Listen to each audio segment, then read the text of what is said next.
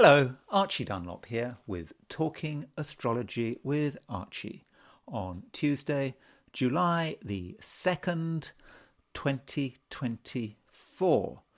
So today Mercury moves into Leo, and so that is the start of the big movement. We've seen planets move from one sign to another, concentrations of planets going from Aries through to Taurus, through Gemini, Cancer, and now the movement is just starting into Leo, and Mercury is the leader. And I want to discuss what it means for Mercury to be in Leo, if it is at all possible. As I like to say about Mercury and its sign placement, and perhaps what it means in a chart, it is a bit like tofu. It's a substance that takes on the flavour of whatever it is surrounded by.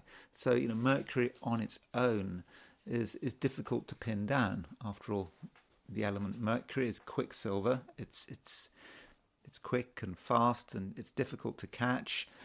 And so it does move quickly, and it does take on whatever it's surrounded by. So the question is, can one really look at Mercury in isolation? So if you have an astrology book which goes through all the planets and what they mean in the different signs, I know people don't read books anymore, but if you have such a book, you can look up Mercury and you can see what it means for Mercury to be in Leo or Mercury to be in Cancer or Gemini or whatever. But is it really worth the effort? Because you really do, with Mercury, have to look at what else is going on in the chart. I understand you have to do that with everything, with every single thing in the chart. You can't look at it in isolation. But still, I think with Mercury, there is this special problem that it does get influenced by everything around it, and on its own it's maybe pretty meaningless. But still, I want to have a go at looking at Mercury in Leo, and I'll be looking at a few charts of people with with people with Mercury in Leo. But first of all, I want to look at the astrology and the I Ching for today, which is July the 2nd, 2024, and it is a Tuesday. Oh, the thumbnail, we've got there's Barack Obama, there's George Bush Jr., there is George Galloway, and there is General Siersky, who I think is Commander-in-Chief of the Ukrainian army, I believe. And then we have Chrystia Freeland, who is the Deputy Prime Minister of Canada, I think. Okay, so what's happening?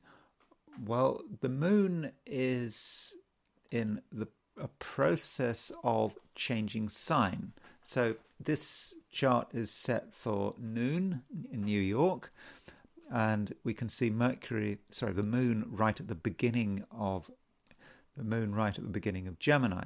So at what time is it? At what time does the moon change sign? The moon changes sign. I should have written it down. Moon does move into Gemini at 16:50 London time, so that's 10 to 5 in the afternoon. So if you're in Europe, Asia, Australia, New Zealand, for most of the day, the moon is actually going to be in Taurus. However, if you are in New York, the moon changes sign at 10 minutes to 12, around noon. If you're in Los Angeles, California, West Coast, then it's at 10 to 9 in the morning, and the sign change even earlier if you're in Alaska or Hawaii. So for the Americas, it's to an extent a moon in Gemini day, but for the rest of the world, it's still moon in Taurus. So that's always a bit annoying when I'm trying to make general forecasts of the 12 signs, but when you've got this big changeover between the moon moving from Taurus to Gemini. But I suppose you know, looking at those of you in the Americas and I suppose in Western Europe this evening, early afternoon, late afternoon. The moon moving from Taurus to Gemini, it is a big change because, you know, moon in Taurus is quite stubborn. It's quite fixed in its way of looking at the world. It doesn't like to change.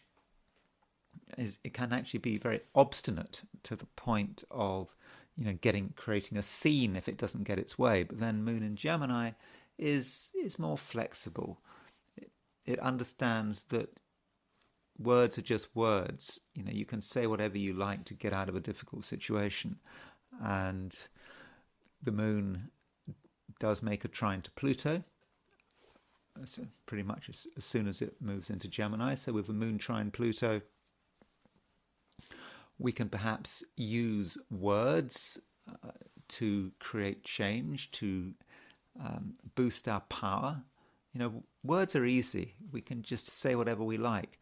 But if we're clever, we can use those words to create an impression. But I suppose that's not the only thing going on today. It's probably not even the most significant thing happening today, the moon moving into Gemini. We also have Mercury moving into Leo, and that's the main theme in this video. So if you look at what's happening, you know, we've got this build-up in Cancer. Well, it's not really much of a build-up. There goes the kettle. There's the build-up in Cancer. We don't get the build-ups in signs that we were having sort of a few months ago. So this build-up is somewhat half-hearted. The moon will go in a few days' time. The moon will move into Cancer. But Mercury is now out of Cancer. And soon enough, it will be joined by the Sun and Venus in Leo. So Mercury in Leo is quite into itself in a way, but we have to remember it is Mercury. It's quite quicksilver. It moves quickly. It takes on whatever is around it. And so with Mercury moving into Leo, the issue of pride might become important. And especially as Mercury, as it moves into Leo, starts to make an opposition aspect to Pluto. So with Mercury opposition Pluto, you know, we can be very stubborn. We can really really hold on to things. And I suppose I should give you some idea about what Mercury does once it moves into Leo. So Mercury moves through Leo throughout July, and then on the 26th goes into 25th, 26th, 26th, 20, I don't know. The end of July goes into Virgo. So it doesn't go retrograde before it moves into Virgo. So yeah, with Mercury in Leo, I'm not convinced that Mercury is especially well placed in Leo, actually. It's a fixed sign, and Mercury needs a little bit of variety. It needs a bit of flexibility, and I'm just wondering how much flexibility Mercury really has in Leo, and that people can be quite focused on their ideas and have an underlying belief that they are right. And perhaps that's something we need to consider when looking at all, you know, these famous people and celebrities who've got Mercury in Leo. Because if you really believe you're right, then there's scope for making huge mistakes, just being completely focused on one thing, and as the external situation changes around us, we don't change, and in the end we can get ourselves into trouble. But there are advantages of Mercury in Leo. It can speak in a powerful, in an imperious way, and there can be great self-confidence. And I suppose in our society, self-confidence is half the battle. It doesn't matter if we're talking nonsense. The key point is if we really believe in what we're saying, and other people believe in what we're saying, it's fine. Then Neptune is going stationary retrograde. This is it. This is as far as Neptune goes. There's Neptune 2956. There's a little R next to Neptune. So that is important. I talked about Neptune going retrograde in my video for the week ahead, but now I'm talking about it for the day it happens. So Neptune is right on the Aries point, 4 arc minutes before it goes into Aries, and it grinds to a standstill. From the Earth's perspective, of course, from a heliocentric perspective, planets never go retrograde. So this might be a point of confusion. It might be a point where just people don't know what's happening, especially as it's so close to the Aries point. And I think that is probably the case. If you look at what's going on in the world, people don't know. I mean, look at things politically. Look at what's happening in America. We don't know whether Joe Biden is going to be the candidate in November. He's talking and discussing things with his family. It's now a great time for Biden actually to be discussing things with his family. Was at Camp David in Maryland over the weekend, or over the long weekend, I suppose. What conclusions are they going to be able to come to with Neptune going stationary retrograde? And you've got this point in the French elections. We've had the first round on June the 30th. We've got the next round on July the 7th. Marine Le Pen's party, the National Rally, have done well. But there's this confusion about France. We've got confusion in the UK, because the UK, we've got an election on Thursday. So it's a confusing world in which we live. And Neptune stationary on the Aries point certainly adds to this confusion. And then we've got Mercury, just before it moves into Leo, makes a trine to Neptune. Now, that Mercury trine Neptune could make things more difficult.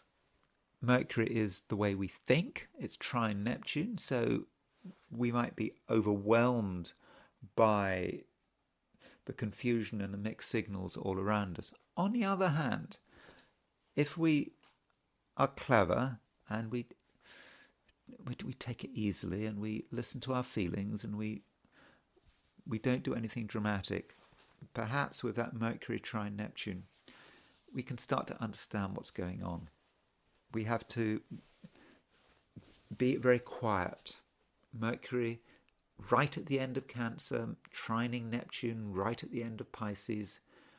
We just perhaps need to just close our eyes and just let it all flow in, just everything happening in the world. Just, we don't have to reach any immediate conclusions, but some of us can be very sensitive, and if you are a psychic, it may actually be quite a good day. You can pick stuff up that you don't normally have access to. But I suppose the problem is not getting the information, but processing the information. That's always, I suppose, an issue if you do happen to be a psychic. There are other things going on. The moon is conjunct Uranus earlier in the day, so particularly if you're in Asia, Australia, New Zealand, the moon does conjunct Uranus right at the end of Taurus, so that could create some excitement, but it could also encourage you to do something that's a bit hasty and you don't really think it through. So that's the geocentric picture. As you can see, there's actually quite a lot going on. Now, turning to the heliocentric picture, there are a couple of things I need to draw your attention to. First thing is the Earth-Mars square, which I've been talking about every day. I think that today is a day when the Earth-Mars square finally becomes exact. Earth is at noon New York is at 11:15 Capricorn, and Mars is at 11:12 Aries. That is really close. So with that Earth-Mars square, I think that there's a lot of anger flying around. People want to be in control. People are not happy with the way things are. And maybe it doesn't help the fact that Neptune is stationary retrograde. Things are going all over the place. We're trying to understand what's going on, and we can't understand what's going on. And it's an angry aspect. And I suppose this anger may be most reflected in the world out there, in all the trouble spots in the world. I suppose you've also got a political crisis in France, in the US, in the UK, and I suppose people getting angry about that political crisis. And also, Mercury is opposition Neptune. So, geocentrically, we've got Mercury trine Neptune. Heliocentrically, we've got Mercury opposition Neptune. So we've got a Mercury-Neptune aspect, whichever way you look at it. And I think that the heliocentric picture perhaps symbolically gives us a better way of understanding it from the trine. So Mercury in Virgo, heliocentrically, I wouldn't worry too much about the meaning of the signs from a heliocentric perspective. It's more the aspects that matter. So there's Mercury, trying to make sense of it all, wanting some mental order. And there's Neptune. Total chaos. It doesn't matter about it being stationary retrograde, because this is a heliocentric chart. Planets don't go retrograde heliocentrically. But Mercury-Neptune is just something that is just really difficult to get our heads around. And it's going to be hard work. And I think we should perhaps not try to understand. We just have to accept things the way they are for the moment. Oh, also, Mercury is sextile Venus, and Venus is trine Neptune. So Venus is sort of picking up on this, and I suppose Venus sextile Mercury maybe allows some of us to take advantage of the chaos and uncertainty. If other people are uncertain and we can just show a little bit of certainty, that maybe gives us an advantage. So those of us that are prepared to offer certainty, offer answers and solutions to people, may be able to make ourselves very popular. Unfortunately, that gives us the opportunity to be manipulative. If other people are confused, we give them an answer, they're going to trust us. But are they actually right to trust us? I don't know. And that is the heliocentric picture. So I'm now going to turn to the 12 signs. So these are my forecasts for the 12 signs for today, which is Tuesday, July the 2nd, 2024. Aries, you are feeling a bit angry, I think, because the Earth is exactly square Mars. You've been feeling this aspect for some time, but now it is exact. Mars is your ruler, it is square Earth, and you look at the Earth around you, you look at the material world in which you have to operate. And deep down, you just know that it's not good enough. And you perhaps feel that you just need to attack it, use huge amounts of energy as a way of somehow getting your way. At least that's your immediate impulse. But are you actually going to be successful? From a geocentric perspective, Mars is still in Taurus, and it's slow in Taurus. You can't expect things to happen as quickly as you would like them to happen. I've been saying this quite a lot recently with Mars in Taurus, but that's just the way it is. You have to be patient. Now, on the plus side, Mars is actually starting to make a sextile to Saturn. Now, this sextile to Saturn won't be exact for a few days, but I think you're starting to pick up on it. And I think that this sextile to Saturn is going to make you more disciplined. You are going to become more patient. Mars is now right in the middle of Taurus, and I think that you do understand your responsibilities. So I know it's tough, but I do think, Aries, that you are making progress. Now, another thing going on today is Mercury is moving into Leo. Now,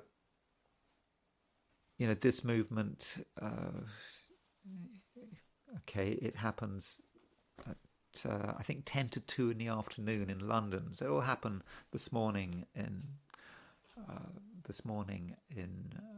the Americas. It will happen very late in the day or even into tomorrow if you're in Australia and New Zealand. But still, Mercury, at one stage or another, is going to move into Leo. And I think that is good news because, Mercury's been in Cancer for a long time.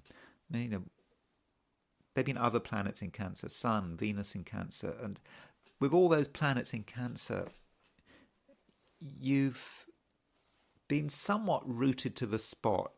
You felt that you haven't really been able to reach out as much as you would like to. And it might just be getting all a bit too much. And with Mercury moving into Leo, we see a planet moving into a fire sign. That matters. As an Aries, you are a fire sign. You want action out there. And recently, there hasn't been much fire. But finally, we get some fire with Mercury moving into Leo. And I think that does start to put the spotlight on your ideas. Perhaps recently you've been wanting things to happen and you have been expecting other people to provide the action. They have not been providing the action. And this has just seemed to be a rather tedious deadlock situation. But now, with Mercury in Leo, your mind is starting to work again. The Aries mind needs stimulus, and you're getting that stimulus. And perhaps what you're now recognizing is that action doesn't need to take place out there. It is an internal process. You can feel the excitement rising in yourself. And so all you have to do is be exciting, be creative, allow your ideas free rein, and as Mercury gathers strength in Leo, you're going to be feeling more confident and better able to make things happen. So don't worry, Aries. Things are changing, and I think that they are changing for the better. Taurus. Mars continues moving through your sign.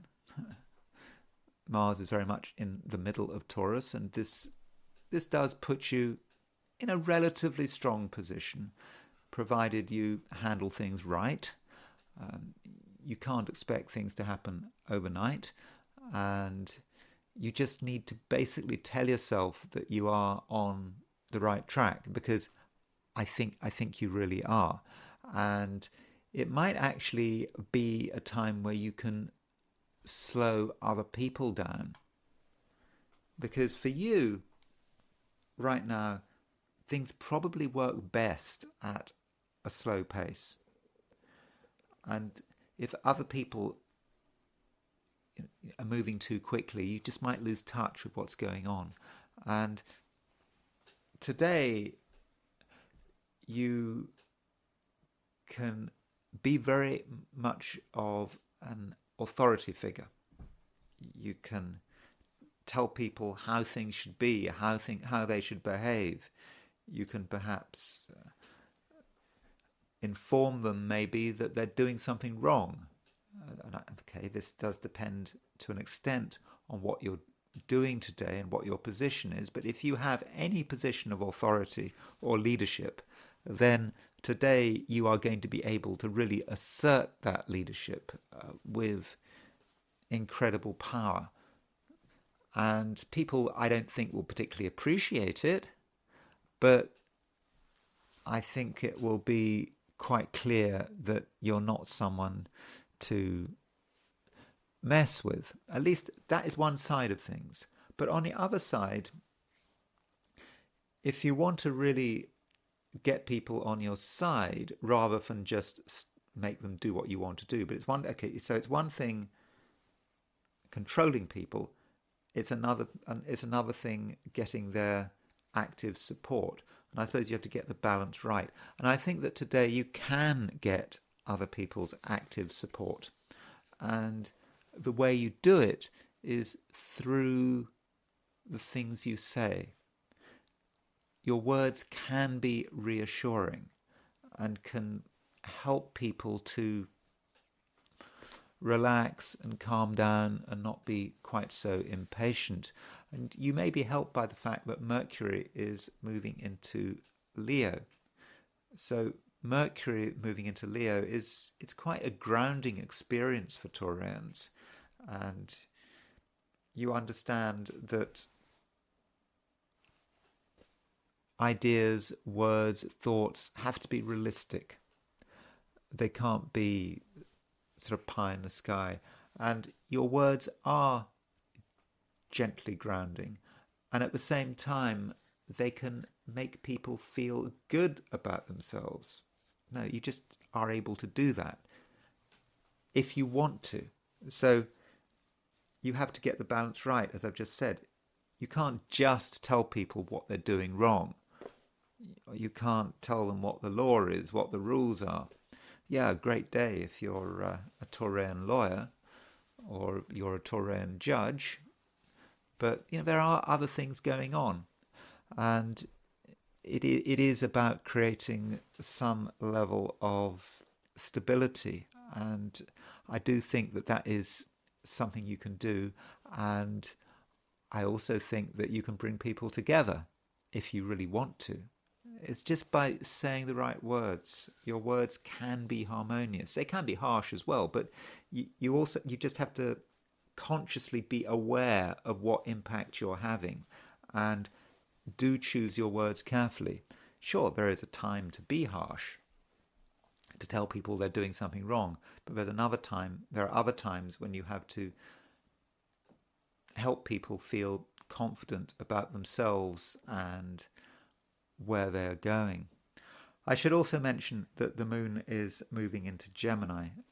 This does depend to an extent where you are, but as the moon moves into Gemini, you may find that you're thinking about money, because from a Taurian view, Gemini is quite a materialistic sign, and with the moon starting to move into Gemini and making a trine to Pluto. So with moon trine Pluto, it might happen today, might happen tomorrow, but with moon trine Pluto, you do have a sense of money and how to make money and how to keep money. Remember, Pluto is a planet that is connected with money. Plutocracy. Plutocracy is ruled by people who've got the money. So Pluto is a money-orientated planet. I think it's often connected to buried treasure. I'm not promising you're going to find buried treasure today, by the way. I'd like to, but I'm afraid I'm not going to do that.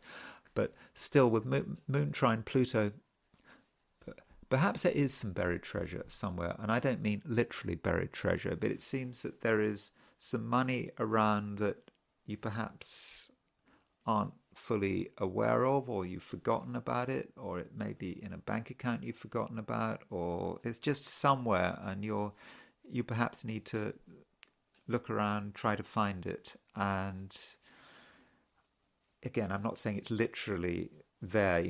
I'm not promising you're going to find $1,000 or £1,000 under your sofa. It's not quite like that. You need to sort of hunt around. As I said, it might be in some kind of account, or it just may be a way of making money that you hadn't really considered.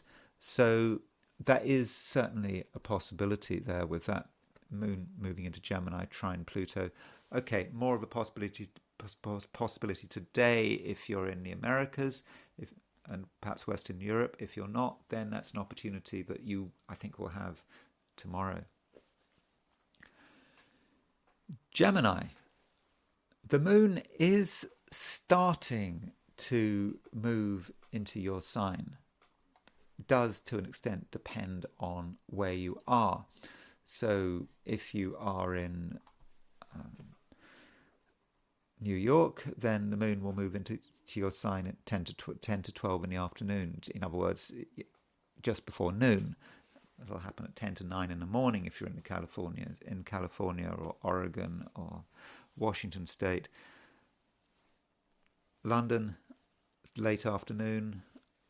Australia, that's more about tomorrow. So, but still, the Moon is moving into Gemini at some stage, and I think that is a relief, and I do think that is going to be useful. Jupiter is in Gemini, and I don't know how you've been feeling about Jupiter in Gemini. I've got my sun. Where's my sun at 8 degrees 13 minutes Gemini? A few days ago, I had Jupiter conjunct my sun as a transit. And you know what happened? Absolutely nothing.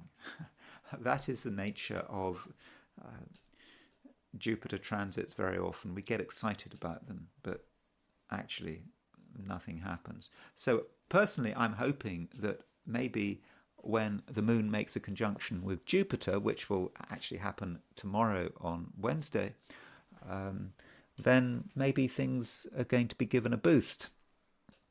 But that is something to look forward to.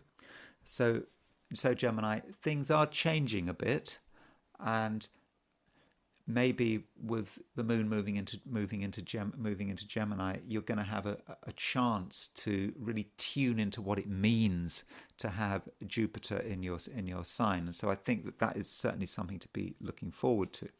Though, as that sign change happens, as the Moon moves from Taurus into Gemini, whether it's in late Taurus or early Gemini, it's perhaps a time for reflection. Just don't feel that you have to do stuff straight away.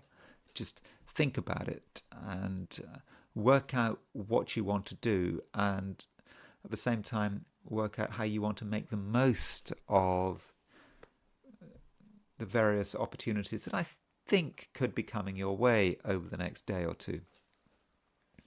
And that's not the only sign change that matters, because we've got Mercury moving into Leo, and Mercury stays in Leo pretty much for the rest of the month. I think it goes into Virgo around the 26th of July.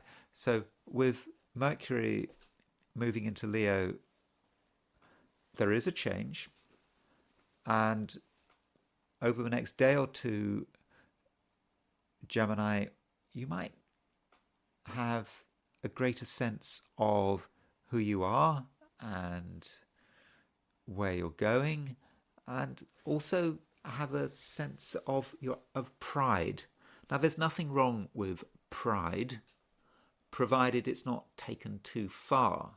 I mean, we've got to have a good opinion of ourselves. It's always important to have a good opinion of ourselves. But of course, a realistic opinion of ourselves. Mercury in Leo can sing its own praises. That can be a problem. So we always have to watch out for arrogance. Geminis can be arrogant, actually. They can be intellectually arrogant. They can have a high opinion of themselves, and I wouldn't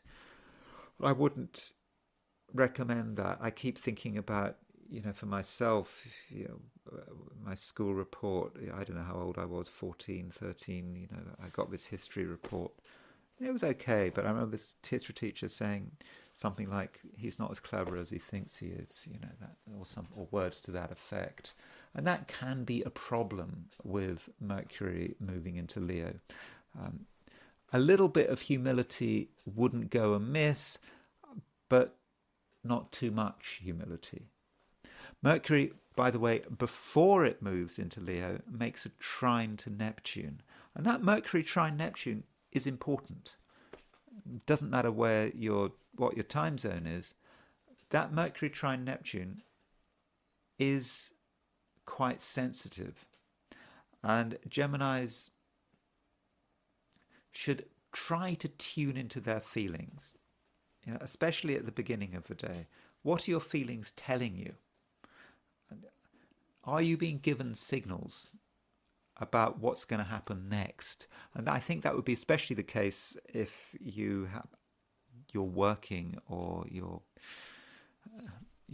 mixing with a lot of people in an environment like a workplace, or maybe it's to do with power and status. I don't know, if you're a Gemini involved in politics, you're going to be picking up all sorts of stuff. And just listen to those feelings. Sometimes Geminis, they get the feelings. They do have a genuine understanding of what's going on an emotional level, but they just discard it. They just put it to one side. They move on. And then it's only later they realize that if they just listened to their feelings, things would have been so different. So do listen to your feelings, because you're getting some really very useful information today. Cancer. It's one of those changeover days when the moon is moving from one sign to another, moving from Taurus to Gemini. And we do have time zone issues, because it does kind of depend where you are. So if you are a Cancerian in, say, Asia or Australia, New Zealand, then you're going to have moon in Taurus all day. So the emphasis is very much going to be on a moon conjunct Uranus aspect. And it could be a day when there are happenings, when things happen that you weren't really expecting, that might catch you unawares. But at the same time, it could be quite exciting. Things that you weren't expecting may not be a negative. They might actually be an opportunity. So do try to consider ways in which you can utilize unexpected events. Now, if you are in the Americas, the moon is going to be in Gemini for most of the day. If you're in Europe, it will be in Gemini sort of late afternoon and in the evening. And so with the moon moving into Gemini, out of Taurus into Gemini, there is, I would have said, an increased level of flexibility. Things are moving again, and you can start to consider different ways of doing things. But I shouldn't forget that I'm talking to a Cancerian. So with the moon moving in Gemini, yes, it might feel that things are moving again. that things might have been a little bit stuck. But from a Cancerian perspective, Gemini is quite an introspective sign. So yes, things are moving, but at the same time, you don't necessarily want to be the one moving. Maybe you feel that it's a time when you want to just be observing. Observation is a great thing, and you can work out what's going to happen next. Sure, if things happen you weren't expecting, then you can shift your position. That's always useful. But I don't think you need to feel that there's anything that you necessarily have to do. And if you do want to make things happen today, then you don't have to do it in the daylight. You can just do it in your own way. Cancerians can be very subtle, slowly working behind the scenes and making sure that things in the end work out how they want them to work out. And you may be helped, Cancer, by a trine aspect between Mercury and Neptune. So Mercury is on the verge of leaving your sign. In fact, it does leave your sign at some stage today. It moves from Cancer to Leo. And Mercury in Cancer makes a trine to Neptune. And I think it's a wonderful aspect. It's very, very sensitive. It gives you access to all kinds of information that you just normally wouldn't have access to, perhaps relating to other people's emotions and to what makes them tick. We always try to work out what makes people tick. It can just be really hard work. We spend ages and ages trying to understand human motives. And then sometimes someone makes a mistake. They give the game away. They maybe say something under their breath, or a message they hadn't, or something they've written that they hadn't expected to be in the public, to become public, becomes public. We just suddenly see the picture and we suddenly see people's motivations. I suppose it's like in vino veritas, in wine is truth. I suppose people can say all sorts of things, but what someone says when they're drunk, or what someone does when they're drunk, can often be the real person. So whether or not you're dealing with drunkards, you're seeing people as they are. You have this chance to actually see someone absolutely in complete focus, who they are, their good points, their bad points, and as a result, you can make a clear decision.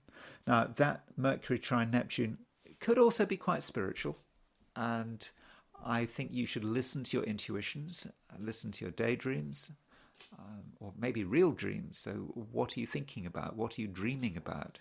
So, when you wake up in the morning, or whenever you wake up and you've had a dream, try and write it down, because you're getting insights into what's going on out there in the cosmos. So do listen to your feelings and try to listen to what the universe is trying to tell you.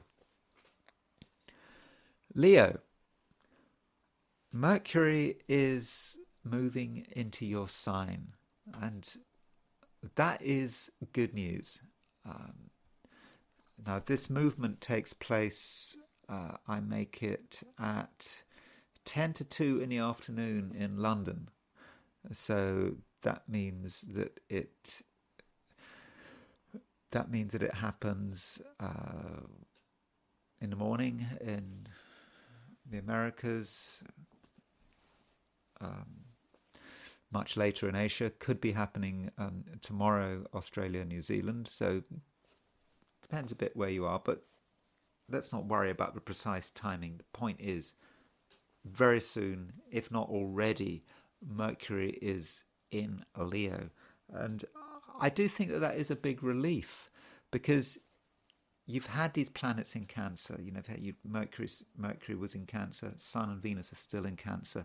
And with all that stuff in Cancer, you perhaps just felt that you weren't really able to express yourself in the way you would like. You know, you wanted to be taken seriously, you wanted to be noticed, but you weren't getting noticed. You didn't have the opportunity to get noticed, and perhaps your confidence, you know, wasn't 100%. You had self-doubts. But now Mercury is moving into Leo.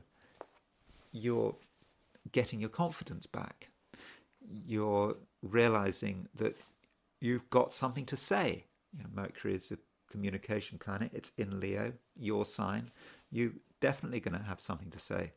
So don't hold back. Okay, I'm not saying that right now you have to pour out whatever's on your mind. I'm talking more of a sort of a long-term thing, longer term.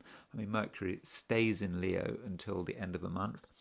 I think something like July the 26th, Moon moves out of Leo into Virgo. So with Mercury in Leo, you do very much have your confidence back, and I think that people are going to like you and they're going to appreciate you, and the things you say do matter. Now, on the downside with Mercury in Leo, there could be a problem that you might just say things which sound a little bit arrogant. It shouldn't be a problem, but don't come over as being too knowledgeable or too in control, too complacent. That's not the way you want to be. Your Mercury in Leo can be a bit inflexible. So yes, you're going to be taken seriously, but at the same time, that doesn't mean to say that you have to ignore all other opinions. You can listen to what other people are saying, and you don't want to get yourself into some stupid power struggle. I mean, it could happen. I mean, I'll talk about it tomorrow, I think, but Mercury is about to make an opposition to Pluto. And, you know, Mercury opposition Pluto, again, it's not a problem today, but tomorrow I'll be talking about Mercury opposition Pluto.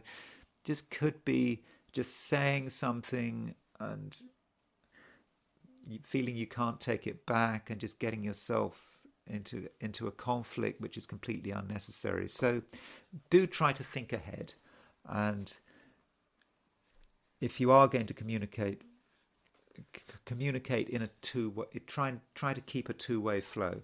Listen to what other people are saying, and just don't feel that it's completely important that you're going to be right all the time. You don't have to be right all the time. You can listen to what other people are saying and have a bit of flexibility, but obviously not too much flexibility. You know, it is a time when Leos are getting stronger and stronger, and Mercury in Leo is, you know, the first real evidence that things are changing. Virgo. Well, I've just been talking about Mercury changing sign, and that is relevant to Virgos because obviously Mercury is your ruler. So if Mercury is moving from Cancer into Virgo, from Cancer to Leo, that is going to have an impact on you. So the question is, what kind of impact? It's a mixed impact. You know, Mercury moving into Leo is a time when Virgos are going to be taking themselves more seriously. You knew you were right all along, and now it's becoming really clear that you were right all along. But just because you're right doesn't mean that you should tell everyone you're right. And I'm not really talking just about today. Remember, Mercury does stay in Leo for quite a few weeks. So the message here is,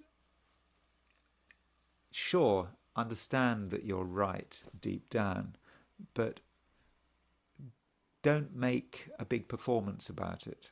Don't feel that you have to sing your own praises. It won't work. It's not that kind of time. You need to keep some of your thoughts to yourself, and you should probably take the view that even if you are absolutely sure that you're in the right, you need to just get a little more evidence. Evidence matters. And as a Virgo, I think you should understand that. And so, over the next few weeks, do collect the evidence. And I think you can start doing it, as early as tomorrow. In fact, with Mercury moving into Leo, it actually starts to make an opposition to Pluto. And that opposition to Pluto is, I think, going to give you information. It's going to allow you really to get to the bottom of things. And I think that is important. Now, there are other things going on at the moment, which is further evidence further reasons why you shouldn't jump to conclusions. And that is that from a heliocentric view, Mercury is making an opposition to Neptune. So with Mercury making an opposition to Neptune, you do have to be a little careful. Mercury opposition Neptune could be somewhat undermining. You might see things that you feel absolutely sure about. It seems certain that this is the case. But Mercury opposition Neptune, it can be deceptive. You might hear things that sound right, but actually aren't right. And so that sort of adds to my warning of Mercury moving into Leo. As Mercury moves into Leo, as you become more confident about yourself, there's something else going on. There's information coming your way that may be false information. It seems to support your view of the world, but actually it could be misleading. So, Virgo, it's just really important today that you don't jump to conclusions. It's also important that you don't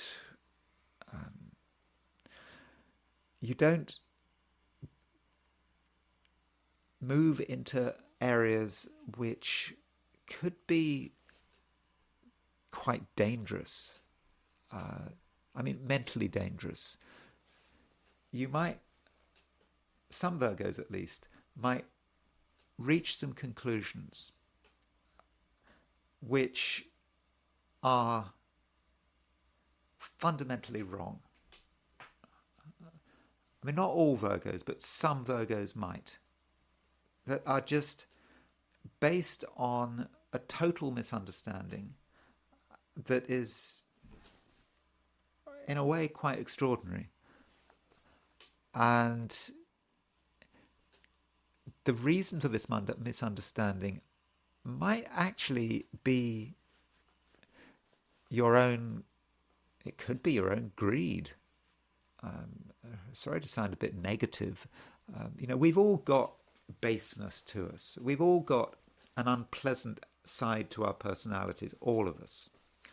And it's nothing to be worried about because it's part of the human condition. And there's just some danger that for some Virgos that this baseness, I don't know, I suppose if you want to be religious about it, I suppose you talk about original sin. We're all sinners, aren't we? But whatever it is, just reaching the wrong conclusion, which comes from a wrong place, And if we hold on to that conclusion, it could become very dangerous. So Virgo, be wary of that, and just always be open to the possibility that the reasons that you've come to certain conclusions may be entirely fallacious.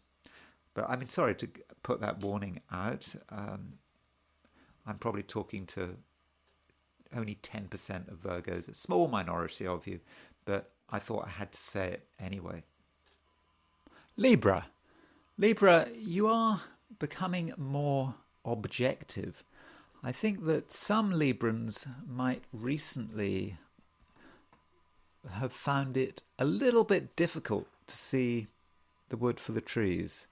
You had your opinions, and everything around you seemed to confirm those opinions, and you just couldn't get any real objectivity. But I do think that that is now changing.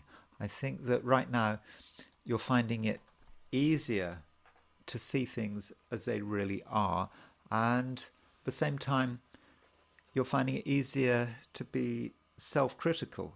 Self-criticality is important.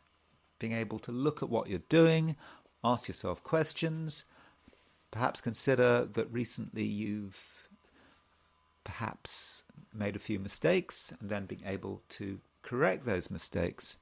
Also, objectivity can relate to your aims. It's very easy to just have a single set of aims. We're going to throw everything we've got into achieving these aims, and that's nice to be so ambitious, but sometimes we have a set of goals which actually don't make any sense. We've decided they're important at some stage in the past, but we've carried on with them, and all the while circumstances are changing, and then when we actually achieve our goals, we realize, well, what was the point of that? And so today I think you have that first opportunity to reconsider the goals you've set yourself. Some of the goals you set yourself maybe a month ago, a couple of months ago even, you've made progress, but perhaps they need to be changed or even abandoned. Not every single one of your ambitions need to be abandoned, but just some ambition that you've just taken for granted. Perhaps it's not even your ambition, it's someone else's ambition that's been projected onto you, and you need to give it some thought, and then you'd realize, no, it's not about you, and it's perhaps about someone else. And I think that in terms of the astrology of this, it may be connected with the fact that Mercury is moving into Leo. So Mercury has been in Cancer for some time, and so Mercury in Cancer is quite goal orientated in terms of the Libran chart. And you've just been thinking about creating a set of goals for yourself, thinking about your ambitions. But now Mercury moves into Leo, you're perhaps starting to think about yourself and who you are and what is right for you at this particular time. We all have our own destinies. We can't live out someone else's destiny. We have our path that we need to follow. And I think that with Mercury in Leo, many Librans are going to have a chance to really think about that path and what is important to them, and also to look at the way other people have been influencing you, whether they've been your friends, family, colleagues. So, they have had an influence on you, and you have tried to do the right thing, and you've been successful to an extent. But now is the time to reconsider this influence and maybe to make some changes. It is okay to think about yourself, to put your own interests first. And while that's going on, we've got the moon moving out of Taurus into Gemini, and I think that is a bit of a relief. Moon has been in Taurus for a few days. It's just been a bit difficult. Moon in Taurus. It's just a little bit too intense for the Libran taste. Libra fundamentally is not an intense sign. It likes to breathe. It's an air sign. Moon in Taurus, it's too enclosed, too stubborn. In fact, a little too focused. So, Moon moves into Gemini today or tomorrow. Kind of depends. If you're certainly if you're in the Americas, for most of the day, the Moon is going to be in Gemini. If you're in Australia or New Zealand, the Moon will move into Gemini tomorrow.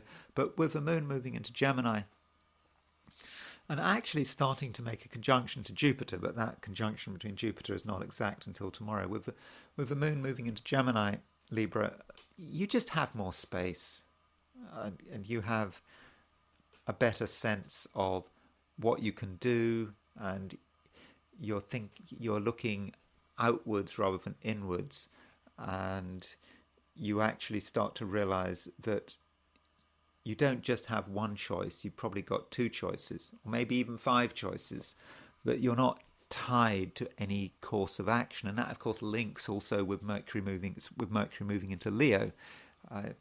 You can start to think about yourself. When you start thinking about yourself rather than what other people want, then you're able to do some fine-tuning. Maybe not just fine-tuning, maybe actual transformation. So that really is possible. But it does seem, though, that when you're with other people, you are going to be quite effective today. You're going to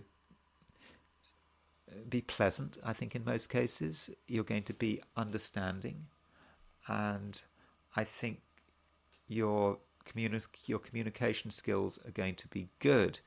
I mean, I know that, for me, small talk is always a problem. I don't know how good you are at small talk. I think, all things being equal, Librans are better at small talk than Geminis, at least this Gemini. But I think you could be quite good at saying the right thing, just knowing what people want to hear.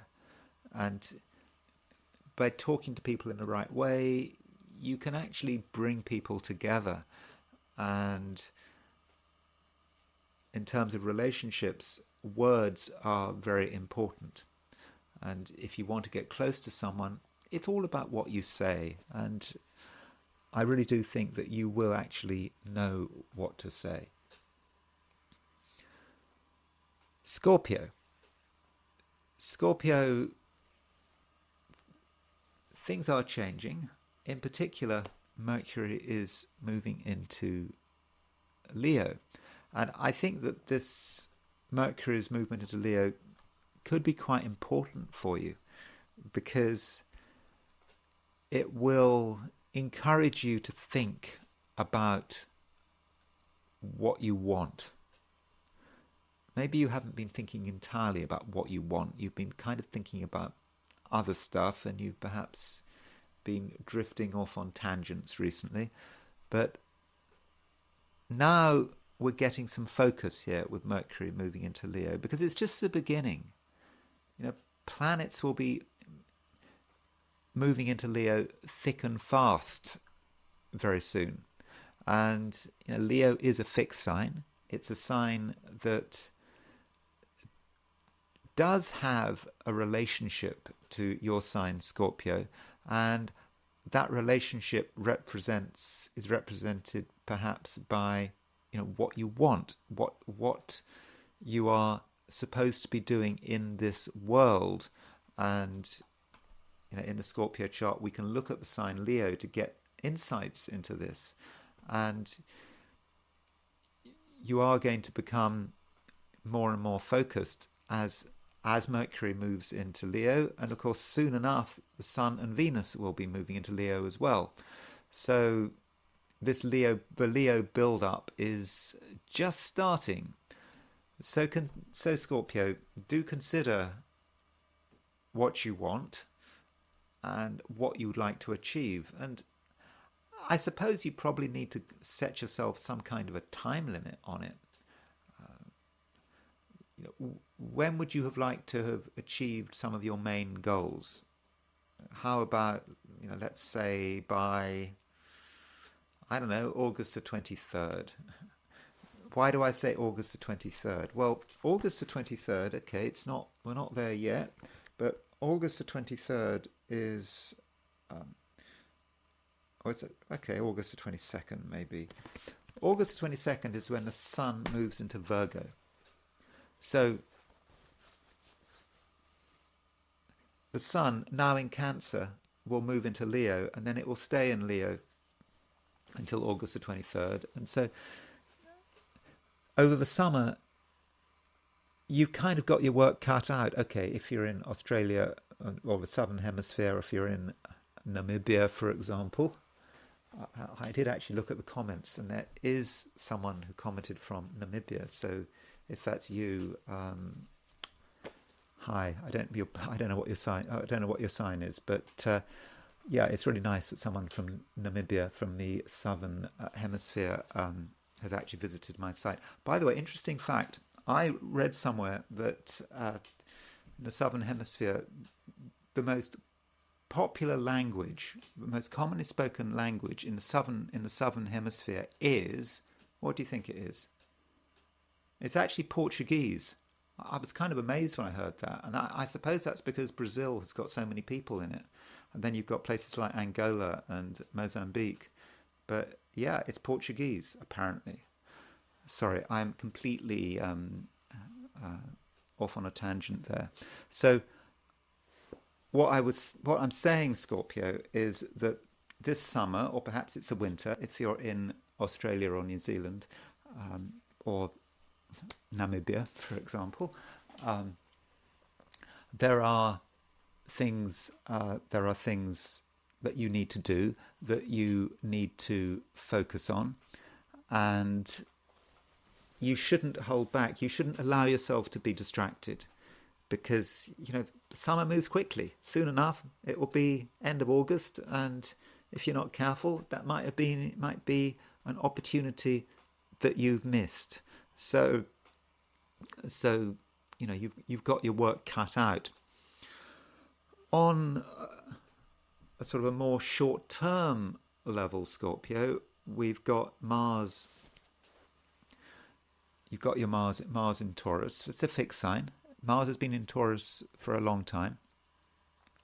And in terms of that Mars and where it is right now, I'm getting the feeling that you are in a position where you can be quite authoritative, and you're able to demonstrate that you know best. And I am not talking about you being arrogant. Sometimes you just know best. That's the way it is. And today, Scorpio, I do think 9 times out of 10 you do know best, and you need to make it clear that this is the case. And that means that you have to speak with authority. And I think this is what you can do with Mercury moving into Leo. And Leo can be quite an authoritative sign, a strong sense of who you are and what you've got to offer. And so if you feel that something needs to be said, Scorpio, then make sure that you say it. It might not be what you want to do. It might seem complicated, but it's definitely the right thing to do, because if you were to hold back, if you were to be shy, you don't give people the benefit of your wisdom, then bad things could happen, and then afterwards, you'd feel guilty about it. So the moment you see something going wrong, or you see people starting to make mistakes, pursuing the wrong ambitions, you almost certainly have to intervene. And I think that you'll get the balance right. you don't want to come over too strongly. You just want to come over from a position of just concerned interest, almost in a way that is humanitarian. And I think that people will respect that. Sagittarius, you are a fire sign, and you appreciate it when there are things happening in fire signs, because when there's nothing happening in fire signs, things feel a little bit boring. Nothing's going on. Where's the action? And fortunately, we're starting to see some fire. Mercury is moving into Leo. It stays in Leo until the end of the month. By the time Mercury moves out of Leo into Virgo, the Sun will be in Leo. So we're getting more and more fire now. And that is something that Sagittarians should be happy about. And I think that at the same time, there's going to be less introspection. Introspection in a way doesn't entirely suit you, at least not too much introspection. If you kind of go into yourself and just ask yourself endless questions and you have worries, you just go into a spiral downwards and you start feeling negative, and that's not the way Sagittarius should be. And with Mercury moving into Leo, you're kind of cheering up. There are more things happening, and you can perhaps look beyond your immediate environment and actually see what is happening.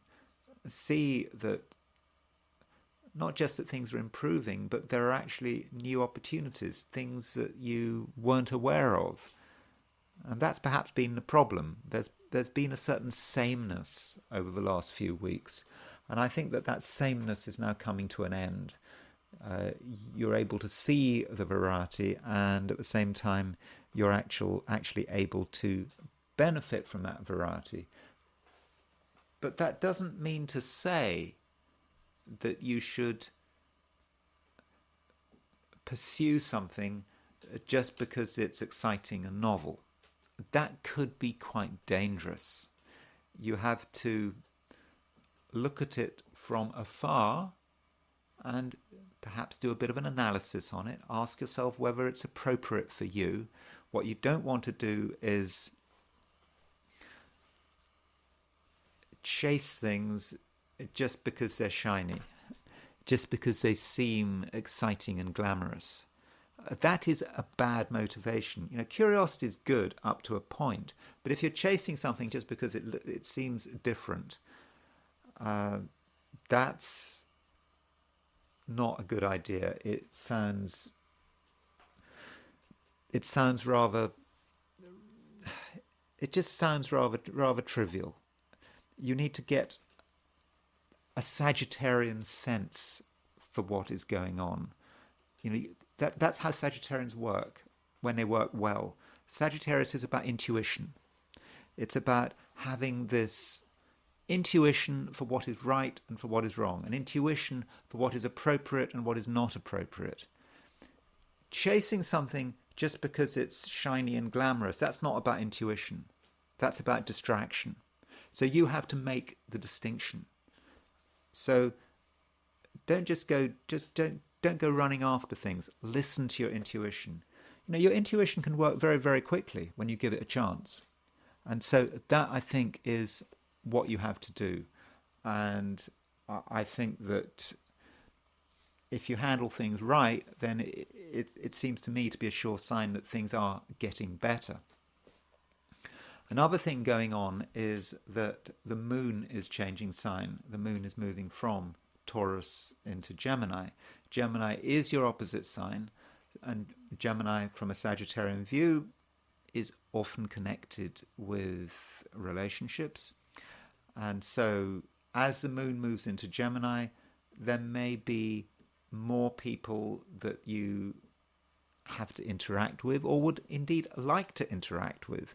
Now, that sign change could be today, could be tomorrow, depends on your time zone. If you're in the Americas, then for most of the day you've got the moon in Gemini. If you're in Australia or New Zealand, then moon in Gemini is more about tomorrow. But wherever you are, whether it's today or tomorrow, you get that changeover from the moon moving from Taurus into Sagittarius. And I think that you need to start getting ready to relate to people in a new way and in a more optimistic and positive way. And it's going to be easier because remember, Mercury is moving into Leo. And in fact, as the moon moves into Gemini, it makes a sextile to Leo. And so I think this is about interacting with people who can show you a new, a new way of looking at things. And you want variety. Variety is really important. Of course, it's got to be the right kind of variety. You're looking for people who are genuine and trustworthy. Mercury in Leo represents that. Mercury, by the way, is also ruler of Gemini, and so Mercury does represent other people, the people in your life. And so with Mercury moving into Leo, you may find that certain people are becoming more definite and more trustworthy and more reliable, but also more certain of them, more certain of themselves. Now, if you're looking for new relationships, new people to interact with, then confidence is going to be important. If someone shows some confidence, that's always a good sign. But you must make sure that confidence is linked with reliability. People who are reliable and confident and who are very sure about where they're going. These are the kind of people you need to mix with at the moment, and certainly over the next few weeks. Capricorn. There are some changes going on, Capricorn. Some sign changes which perhaps we need to consider. Mercury is moving out of Cancer. So Mercury's been in Cancer for a few weeks, and Cancer is your opposite sign. And this may have had some impact on relationships, because Cancer is your opposite sign. In the Capricorn chart, Cancer is a sign that is strongly connected with other people.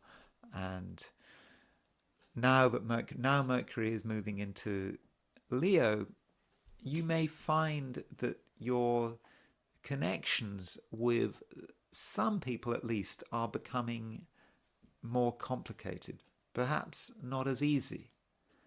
Maybe you had a clear understanding of another person and you were communicating in a way that was fine, but now things are just becoming a little more difficult and perhaps a little more challenging. Now, how do you respond to that situation? It may be, particularly if you're dealing with people who you haven't known for very long, that you're starting to see a new side to their personality and to how they present themselves to that world and to how they present themselves to the world. And now you're seeing that new side to them. You perhaps have to make a new set of decisions. Is this the kind of person you want to spend time with? Or maybe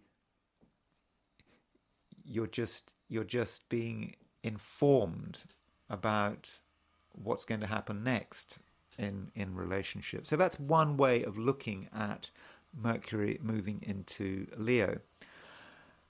Another way of looking at Mercury moving into Leo is to say, well, Mercury moving into Leo is that actually your focus is starting to change. It's not just about other people. It's about you and your resources and how other people have an impact on your resources. Because in the Capricorn chart, Leo can be connected with joint finances. So over the next few weeks, if you have any joint financial arrangement with another person, this is something that should be carefully considered. Indeed, it probably goes beyond the next few weeks. In fact, it could be over the summer. You need to be looking at complicated finances, not just personal expenditure. So when I say over the summer, by the way, that's from a Northern Hemisphere perspective. Of course, in the Southern Hemisphere, I do understand it's the winter. Apologies for that Northern Hemisphere bias. But do consider the way you and other people relate to money and any joint financial instruments or accounts that there might be.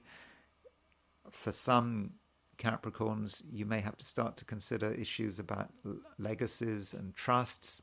That could matter. And you've got to be prepared to sort of ask deep questions. And I think, as early as tomorrow, Wednesday, we've got Mercury opposition Pluto. And Mercury opposition Pluto really might encourage you to be asking some very deep questions about money and how people are handling their money. And it's not something that you should be afraid of. But Capricorns are pretty down to earth. They understand that certain things need to be discussed, and that social niceties are all very well, but if something is important financially, then yes, we have to really get to the bottom of it. So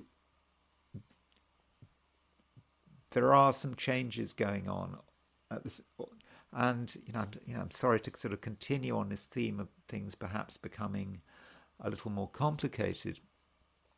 But if you are enjoying doing anything at the moment, if enjoyment has been important, maybe you've got something you really like doing, and it's really important that you continue doing something. So if you found something you're good at, Capricorn, it absolutely matters that you don't just stop. I mean, I know that Capricorns are probably one of the more reliable and less flaky of the 12 signs, but still you can have an interest, you can take it up to a certain point, and then for one reason or another you just give up on it. Why would that be the case? Well, I think that would be the case because suddenly other things are going on, there are distractions, and you find that it's not so easy to allocate time to something. I think that was the case, for example, with COVID. I think a lot of people started to pursue interests with COVID, and they might have enjoyed it, might have been fun, but then COVID ended, and they didn't have the spare time anymore, and so they just dropped it. Now, you don't want to get into that situation. If you're involved in something that is important to you, is working, there's going to be a temptation very soon to just give up on it because there are other things going on. But I would urge you not to give up on it. And if you don't want to give up on it, that means you're going to have to be quite disciplined, and time management is going to be important. And to be honest, it may not be as fun as it used to be. That's another reason people give up on things, because they're not as fun as they used to be. Something might seem to be a little bit boring, but just because something's boring, that's no reason to stop doing something. So what is it, Capricorn, that's important to you? It might have a sort of creative sense. It might be something creative. It might be quite inspirational. Something that you've been working on, that you're enjoying, but you're about to give up on. What is it? Try to identify what it is, and then do what you have to do to continue with it. It's all about you and doing what's right for you, and don't be distracted by the demands of other people. You need to see something through. So work out what it is, and I don't think that you'll be sorry. Aquarius, you are quite a trustworthy person at the moment, or at least you appear to be a trustworthy person. You appear to be someone who is, in your own way, something of an authority. And because of this authority, people are going to gravitate towards you. They're going to want to know what you've got to say. And I suppose you're in a position where you're going to be trusted. I mean, that's always difficult when people trust you.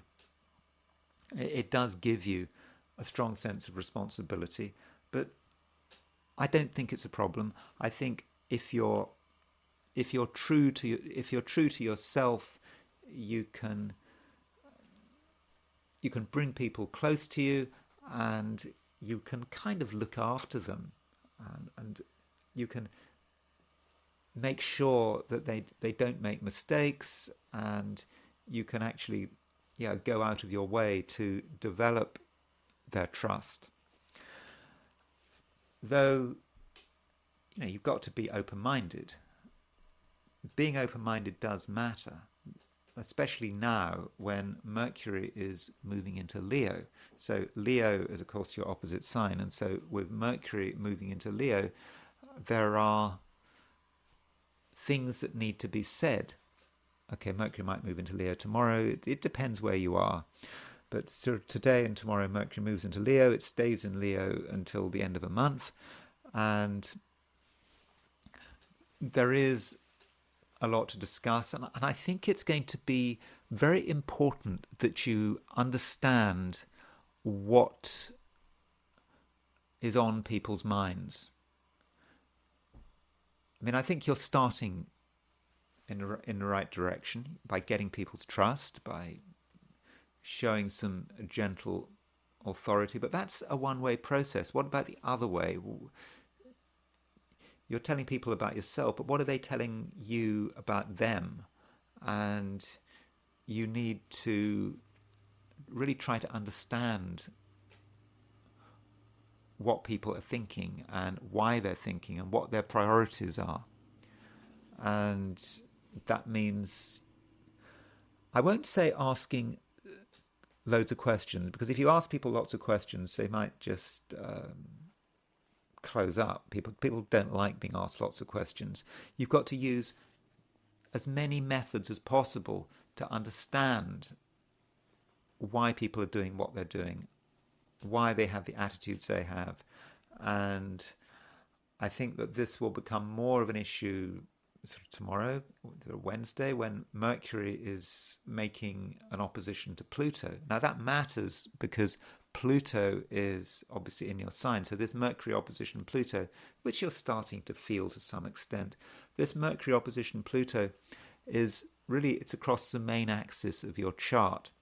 And I think this does put you in a strong position. It does put you in a position where you can have a strong influence. And I suppose in certain situations you can be manipulative, but ask yourself, what are you trying to achieve? And in the first instance, you're trying to get information.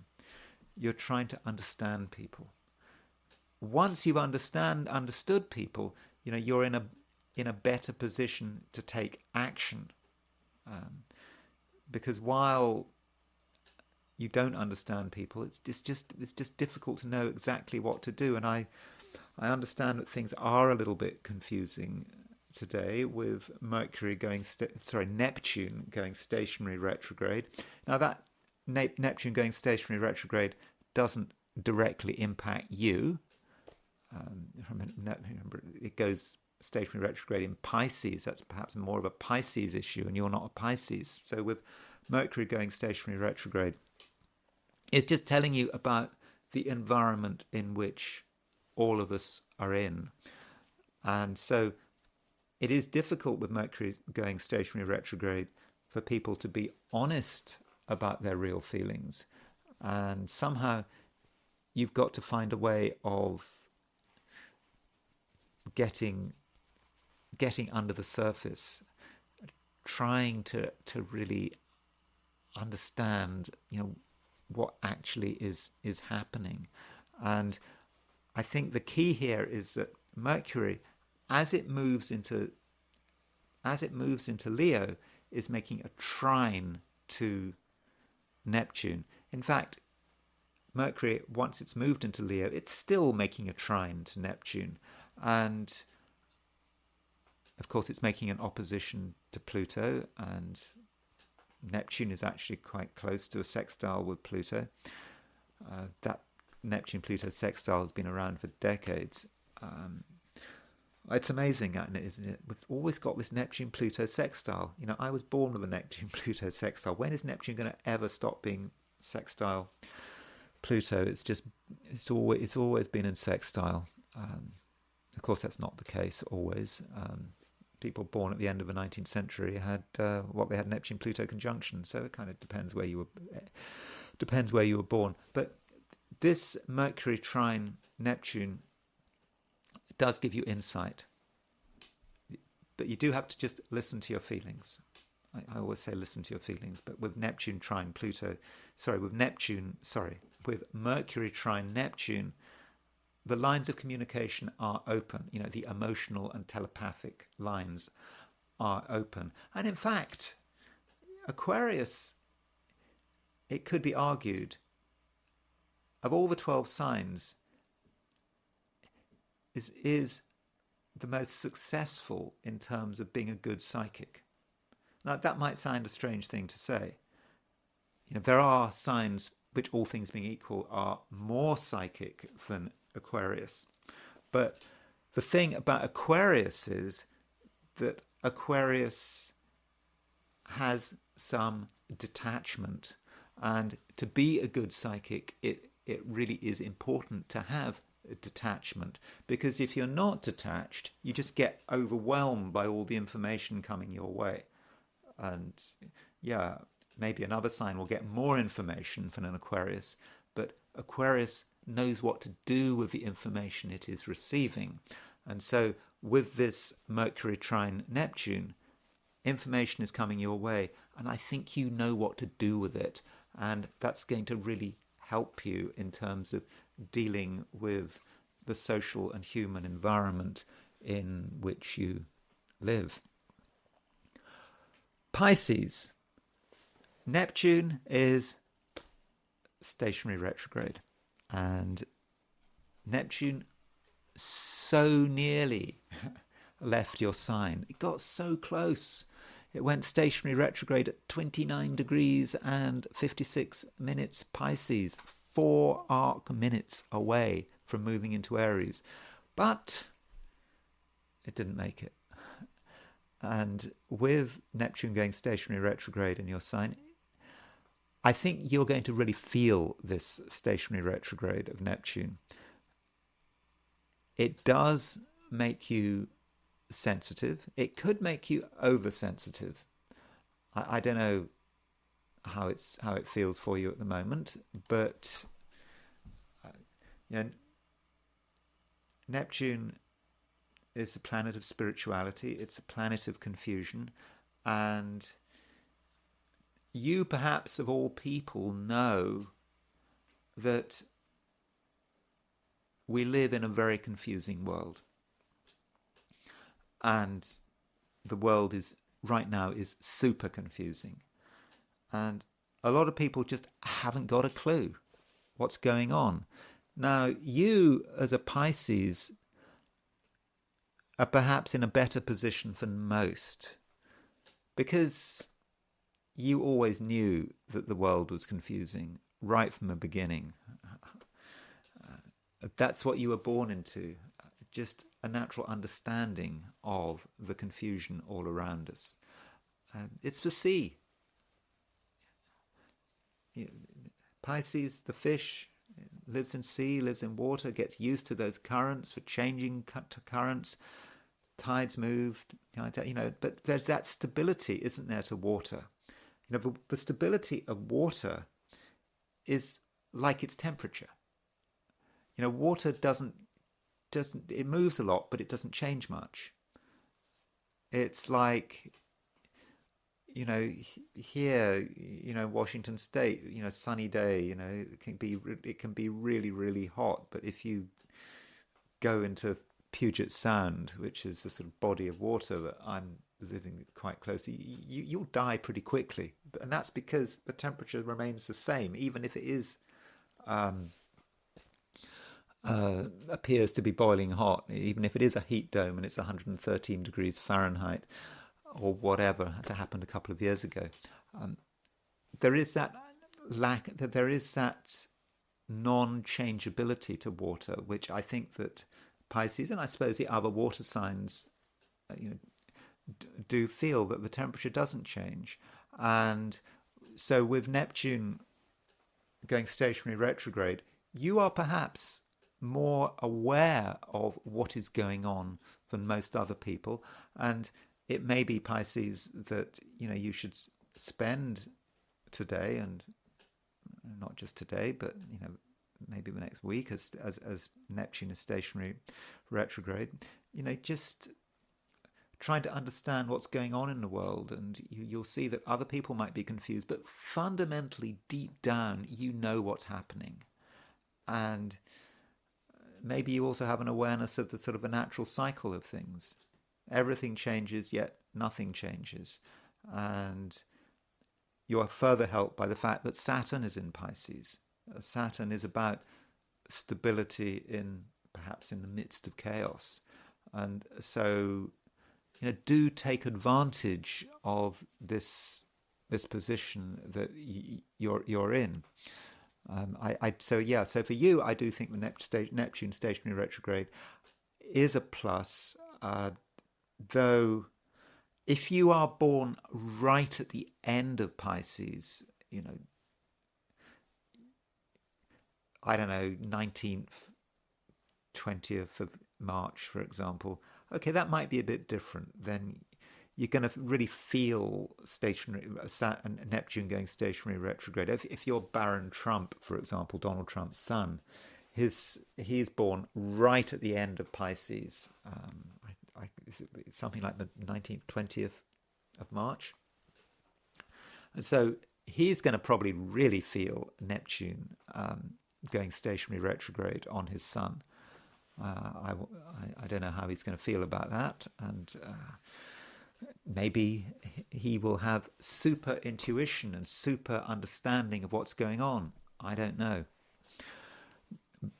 But yeah, in most cases, I do think that Neptune going stationary retrograde is an advantage. And I think you might also be helped by the fact that the moon is moving into Gemini.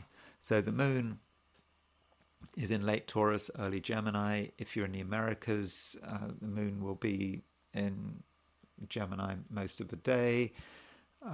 If you're in Europe, it's sort of late afternoon, evening. Okay, if you're in Australia or New Zealand, it's more about tomorrow. It is about tomorrow. But that moon in Gemini may give you a certain sense of grounding, because Gemini is a sign which, from a Piscean view, is it's at the bottom of the chart, and so that could give you some grounding, and that could allow you to just stop what you're doing and just pick up everything going on around you, just be able to draw some conclusions. And I think that you're going to be helped by the fact that in terms of relationships, you're likely to find over the next couple of days that some of the people close to you are starting to calm down a bit. They're becoming more definite and clearer about what they want and what they don't want. And they're perhaps going to articulate their likes and dislikes in a way that's more effective than they were able to do in the past.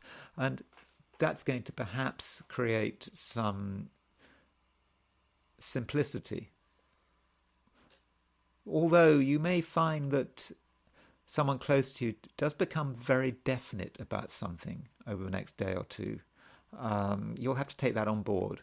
And if someone is becoming definite and very clear about what they want, that may have an impact. But I'll talk about that tomorrow. And that's it. I'm now going to look at today from the perspective of the I Ching. So I asked the question, what is Tuesday going to be like for those watching the I Ching section of this video? And the first hexagram I got was number 12, which is standstill. I suppose this is an appropriate hexagram to get, given the fact that today is the day when Neptune is stationary retrograde. Neptune really has come to a standstill, and I should make it clear, just in case you are suspicious, that I do always cast the coins when I do these I Ching readings. I don't just sort of randomly come up with some hexagrams and without casting coins, just any hexagram. I'll just give people anything. I don't care. Just do it quickly. I honestly did cast that coin. That was the first hexagram I got. It was standstill. And so, yes, that really does fit, doesn't it? Neptune stationary retrograde today, and things are at a standstill. Standstill, it's not a great hexagram. It does feel that things have stopped, and it may be we have a sense that inferior people are in the ascendancy, that there is really nothing we can do. You know, when we look at the world around us, it seems that, you know, everywhere, people who shouldn't have any authority are getting authority. People have power who shouldn't have power. The world is collapsing, and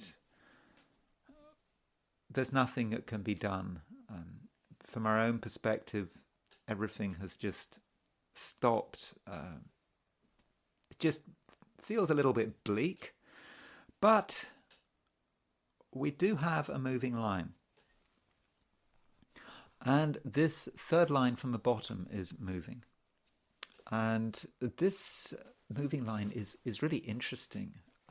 It's the third place, third from the bottom. Now, the third line is often unfortunate in I Ching. So it's an unfortunate hexagram, and we have an unfortunate line moving. And the word that does come up is shame. So where is the shame, and who has the shame? And the I Ching talks about the evil people, the inferior people, who have got themselves into a position of power. Yet the shame is about those people who have got themselves into a position of power.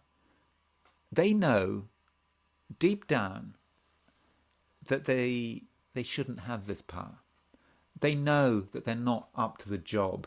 And so whatever you're doing, there are people out there who are not up to the job. So let us say that today you wanted some work done.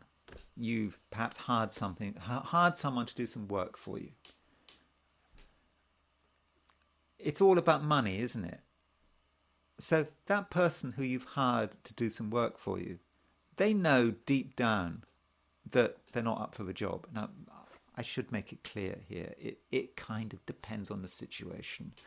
You know, if you are hiring someone who you know and you trust, then I'm sure they're up to the job. You know, I'm not 100% sure, but it's just, particularly if you hire someone you don't fully know, or you don't really know their record, it's just, it's just so possible that not only are they not up to the job, but they actually know they're not up to the job. And in that case, it wouldn't take much to find out or discover that they were aware of their own weakness, because people do have a sense of shame, and that sense of shame is quite clear today, and perhaps you can take advantage of this situation. And also in terms of evil, it's like you've got people who are evil, who are up to no good, who would like to be contemplating evil actions, but they're not evil enough, or perhaps they're not strong enough to actually see that evil through. So there's a silver lining to this hexagram. Bad people who are weak, bad people who in fact are easy to see through. And I think in most cases, if you're able to confront a bad person, a bad actor, someone who is doing something wrong, they'll just know it. They'll just give up and they'll just crawl away. So do consider that. And because what you're doing is you're activating their sense of shame. It's really easy to do that. Now, I suppose I have to consider the possibility that some people watching this video are themselves the bad actors.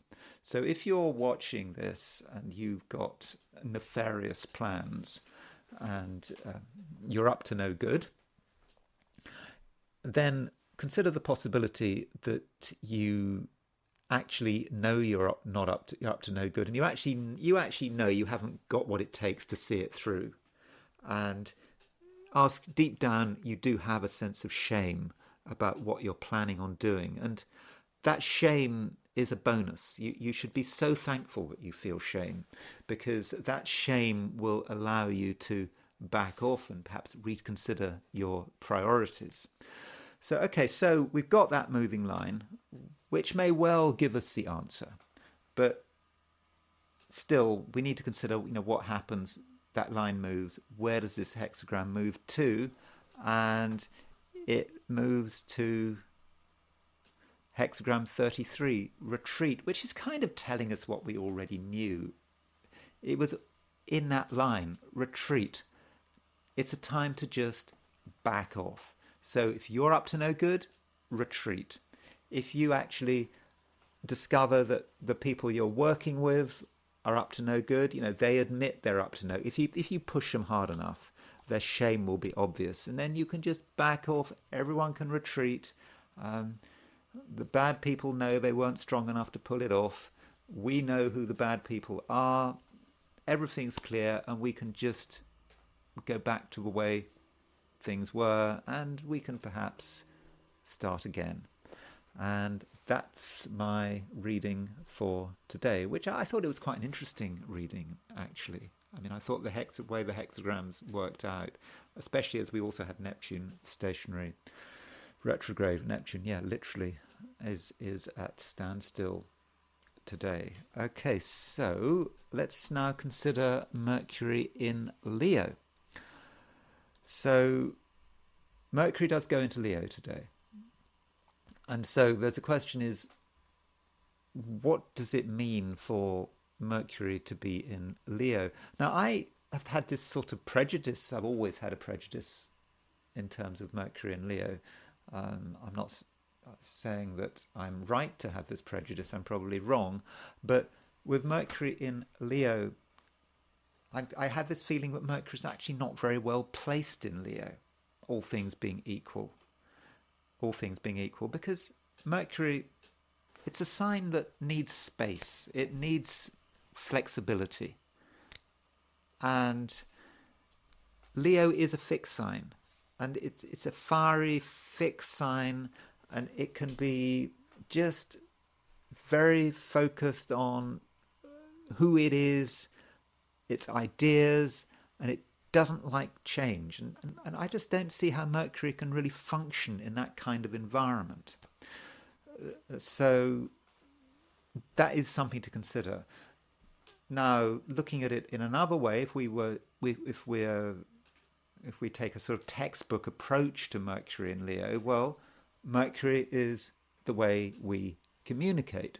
So, if Mercury is the way we communicate, then you put Mercury in Leo. So you might say that people who have Mercury in Leo might communicate in quite a grandiose kind of way, a kind of way that wants attention,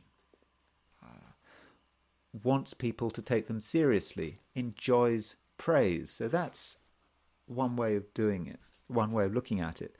On the other hand, if Leo is about praise, it may work the other way. Someone with Mercury in Leo may understand the importance of praise.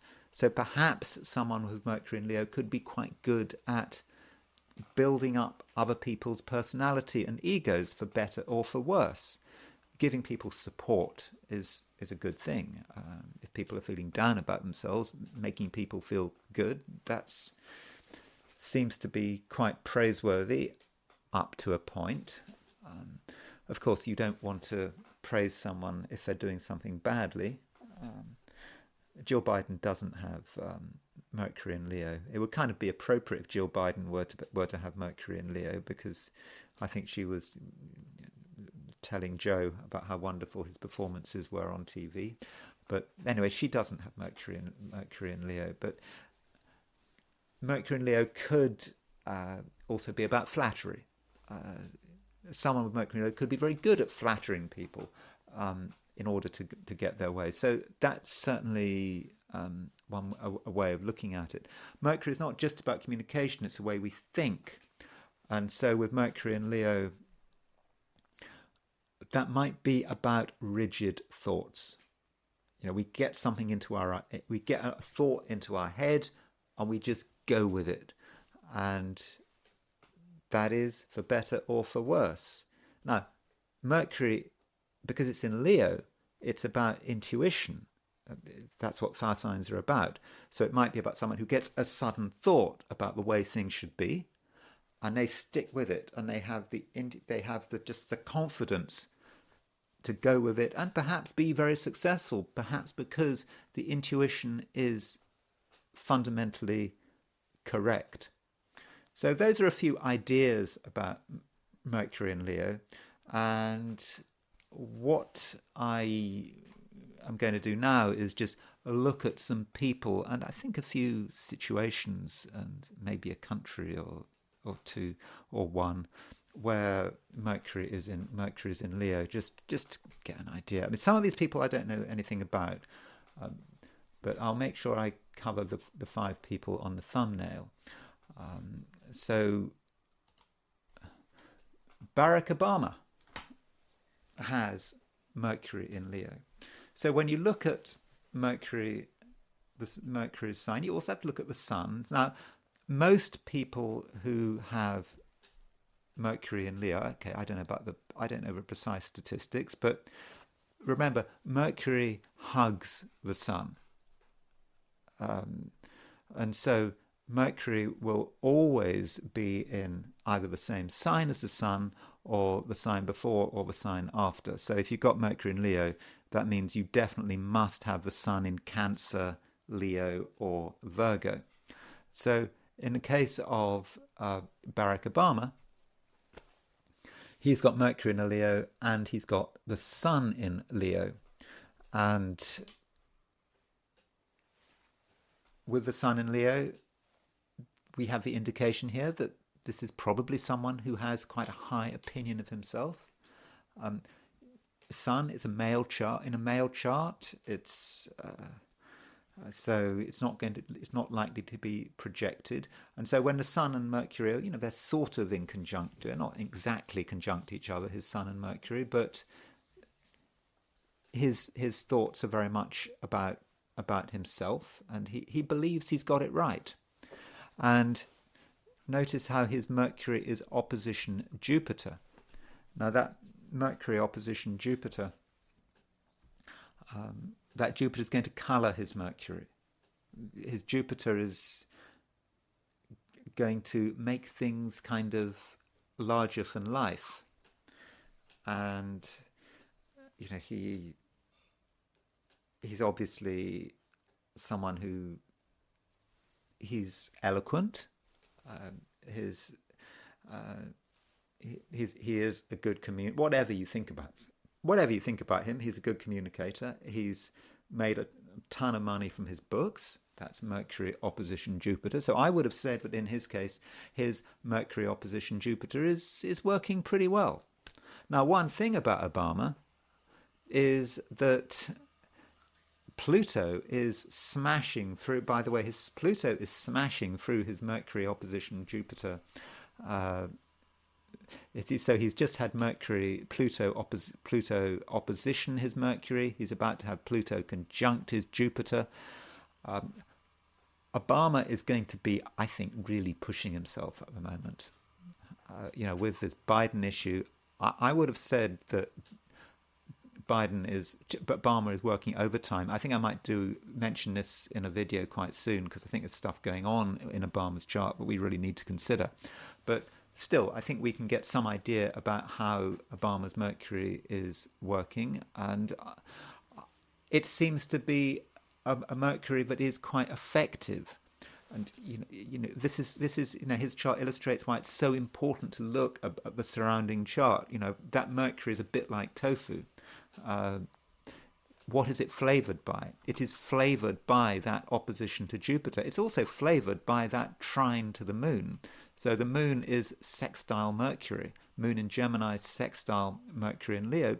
That's a very fortunate sextile.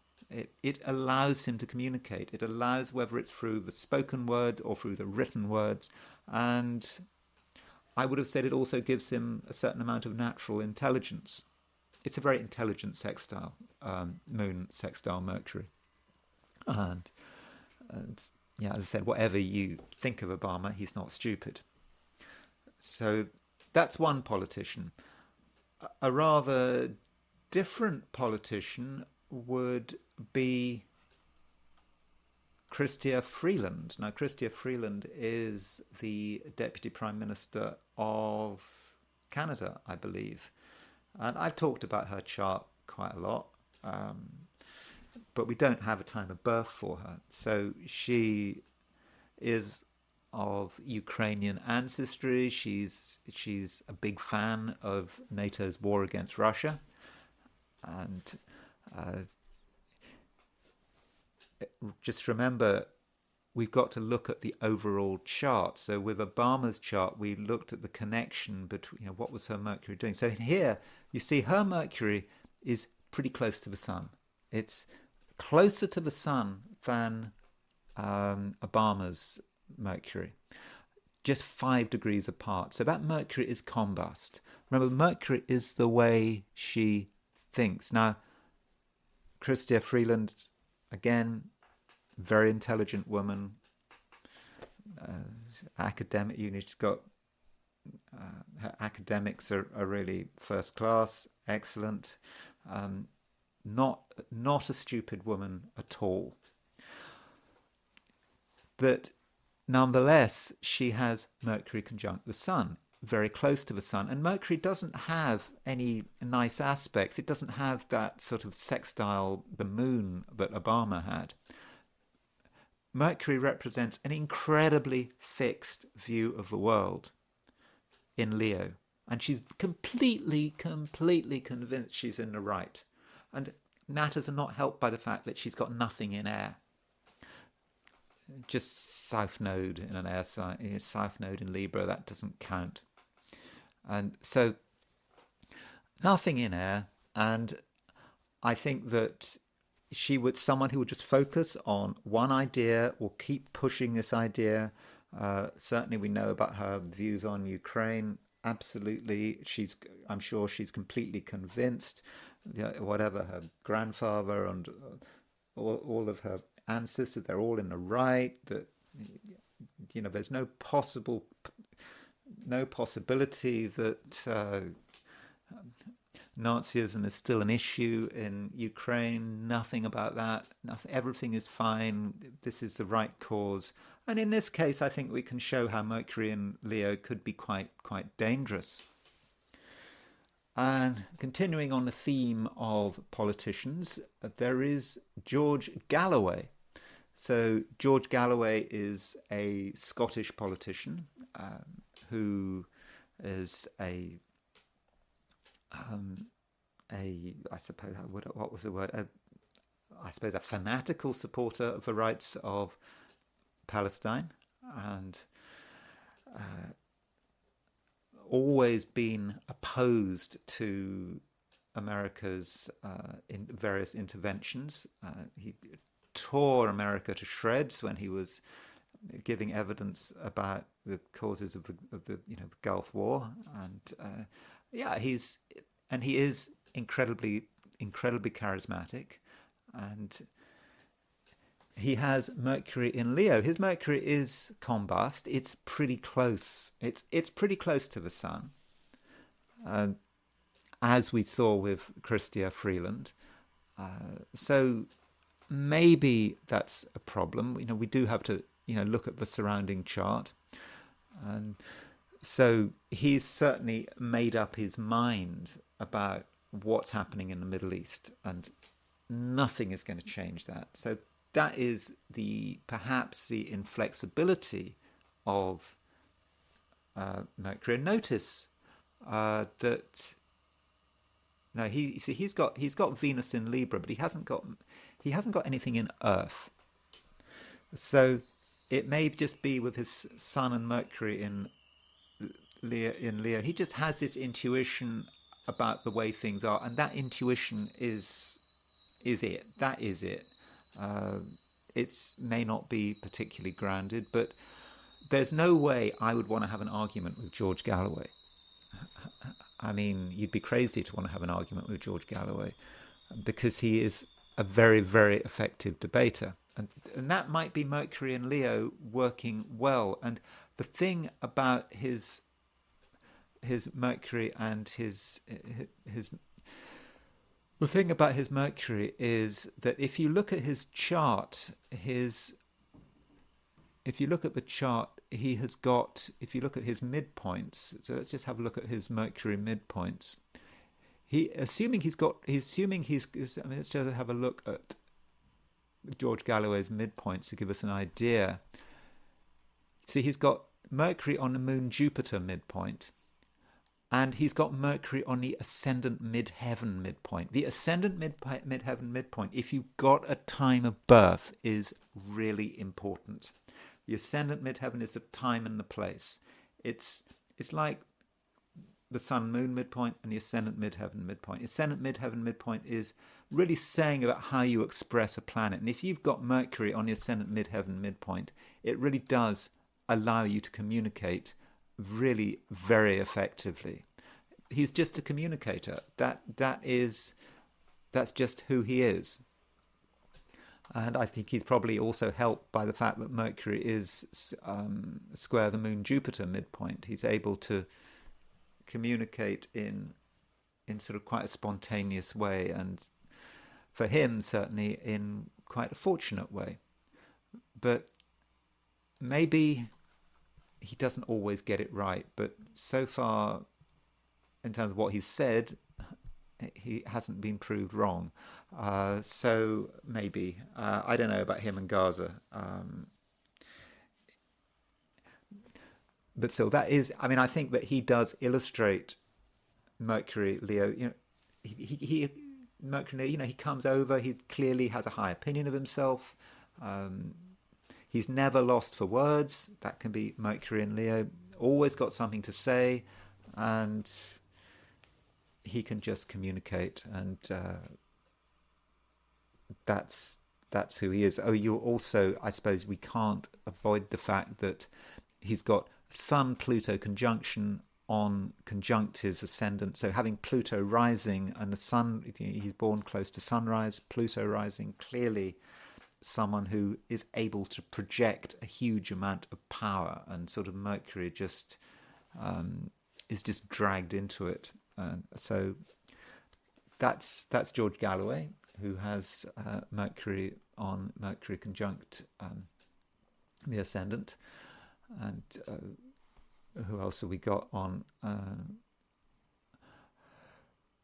Then we've got George Bush Jr. Now, George Bush Jr. always, didn't really strike me as a great intellectual. I suppose he was a successful president. I mean, he served 2 terms. But in the process, we had the Gulf War. I don't think that, in terms of the long-term impact of his presidency, I don't think that he was particularly successful. But he was not really in control.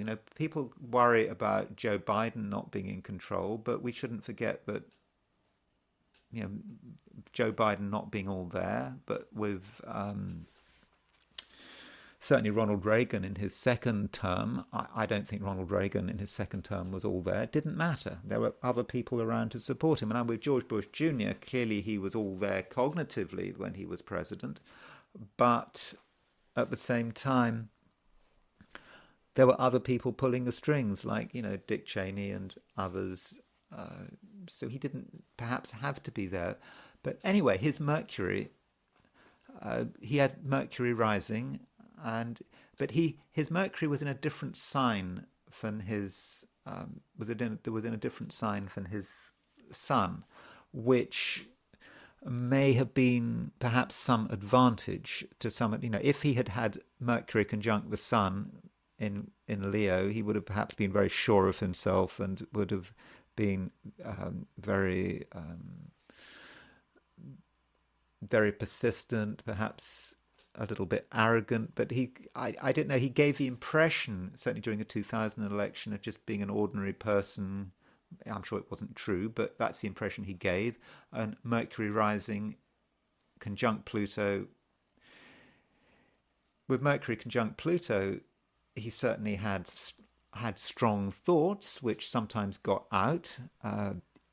I think there was a microphone mistake where he gave an opinion on a journalist, which I can't remember what it was, but it was the whole world heard it.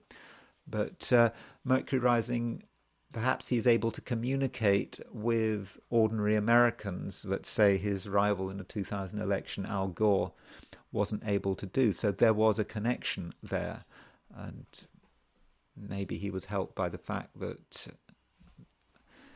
well, the moon was a long way from a sextile to Mercury, but Mercury rising just helped him communicate in the right way and to tune into America. But maybe what really helped him was the fact that he was born on the 6th of July, 2 days after Independence Day. He had Sun conjunct America's Sun, so that just helped him.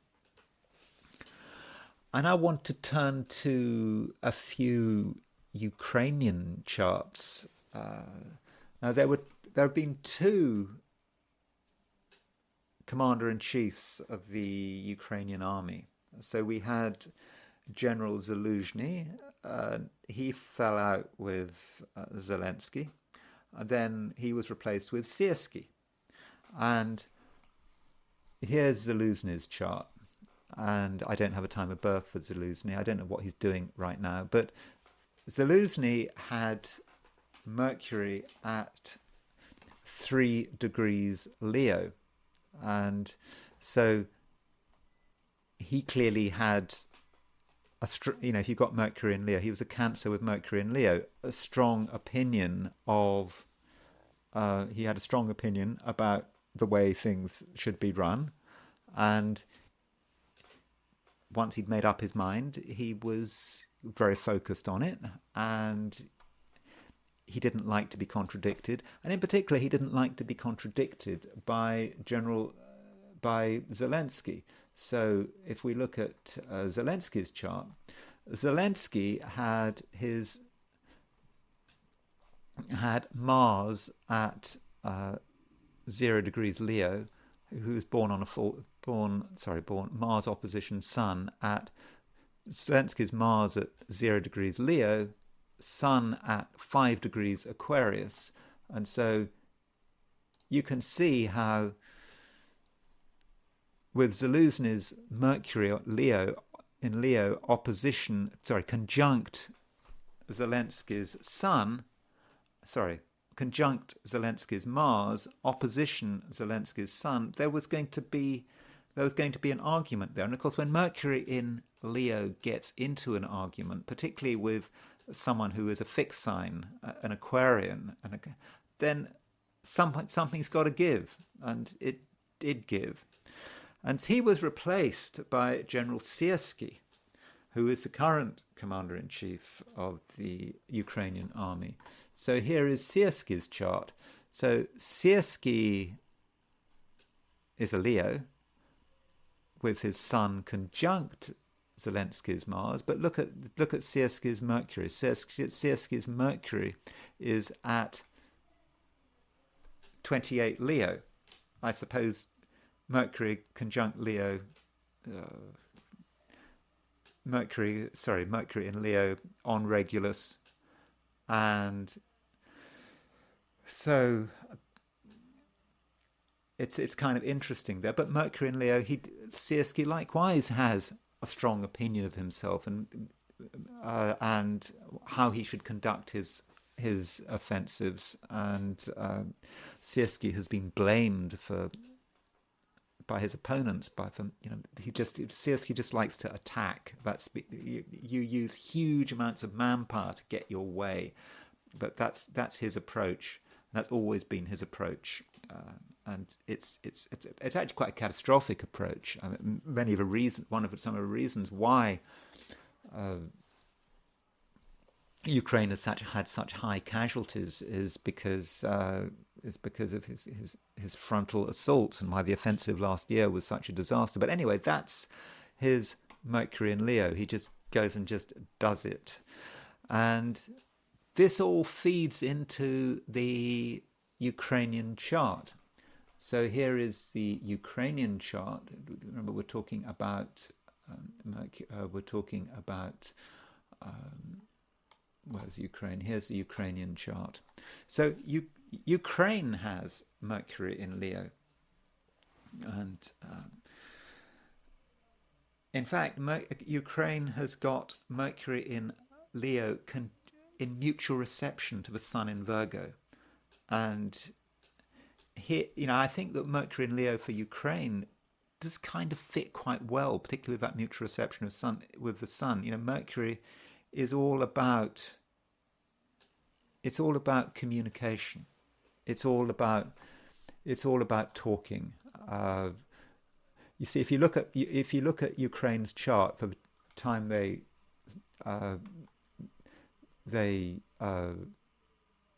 declared independence in 1991, you can see that Mercury is square the Sun-Moon midpoint. So that means that Mercury is a really important chart. And Ukraine is a country that just keeps talking. They just come up with loads and loads. They just can't help talking. They talk about what they're going to do. And, the offensive last year was very much signaled by Ukraine talking. A lot of what Ukraine says is just plain lies, saying things just because the West wants to hear it. That's a way of getting more stuff. But they're good at it. They're really good at the talking. Mercury in Leo conjunct in mutual reception to the Sun and conjunct Venus, and so that really helps. And that's really what where you have to look at Ukraine's chart. Incredible communicators, and Zelensky format actor going around the world talking. This is what it's all about, and it doesn't matter, whether the truth is irrelevant. You just got to keep talking. Of course, this Mercury conjunct Leo, and of course then had two generals. The latest general, Siersky, has got his Mercury at 28 Leo, right on Ukraine's Venus, and that's another thing to point out, that unfortunately, Ukraine's Venus is on the Mars-Saturn midpoint, which is aspecting the Mars-Saturn midpoint, which is obviously to do with death and destruction. And of course, that's what we're seeing. But Siersky's Mercury does hit Ukraine's Venus-Mars midpoint. But I mean, anyway, I'm really here to talk about Mercury. But the thing about Ukraine's Mercury square the Sun-Moon midpoint, is what do we know? What is going to happen? July the 15th, we've got Mars-Uranus conjunction on Algol, which will be square Ukraine's Mercury, and therefore on Ukraine's Sun-Moon midpoint. So, we've only got 2 weeks left before Mars and Uranus come to a conjunction on square Ukraine's Mercury. So that could be difficult, especially as Ukraine has Mercury aspecting the Sun-Moon midpoint. Finally, I want to talk a little bit about Scotland. And so Scotland is a Cancerian country, by the way. If you look at William Lilly, for example, in the 17th century, he described it as Cancer. Then it makes sense, doesn't it? Because one of the images of Scotland we have is of the clans, and clans. That's a very Cancerian concept, isn't it? And the biggest hero in Scottish history is Robert the Bruce, who was born in 1274. And so Robert the Bruce had Mercury in Leo, but he also had the Sun in Cancer. So Sun in Cancer makes sense. I've looked at Robert Bruce's chart before. I always think with Sun in Cancer, makes me think of Cancerian animals. Spiders are Cancerians, of course, and of course Robert the Bruce was inspired by a spider constantly trying to make its web, failing but trying again and again, and that inspired him, according to the legend, to resist the English and to defeat them at the Battle of Bannockburn. So clearly, Mercury in Leo, Robert Bruce had a strong sense of what he needed to do, a strong self-confidence. And I suppose Sun in Cancer would be, it's always, Sun in Cancer can be quite useful if you're a general, just getting a feeling for the enemy. So he defeated the English at the Battle of Bannockburn. And here is a chart for the Battle of Bannockburn. And so the Battle of Bannockburn was on July the 2nd, 13th. In fact, today is the anniversary of the Battle of Bannockburn. I didn't know that, but it is. So my congratulations to Scottish viewers on your victory. Maybe in a long time ago, but it's an important day in Scottish history. So Battle of Bannockburn, Sun was in Cancer, and Mercury was in Leo. So again, this really emphasizes how important the sign Cancer is to the Scots. It is a Cancerian country, but also maybe there's a Mercury-Leo aspect to Scotland. I hadn't really thought this through. Of course, George Galloway, who we just talked about, that Scottish politician, he has Mercury in Leo. So maybe there's something Mercury in Leo about the Scottish experience. Now, someone who really, really wanted Scotland to be independent, but sort of in the end she failed, and her own personal, political and personal life all came unstuck, was the recent First Minister of Scotland, and that is Nicola Sturgeon.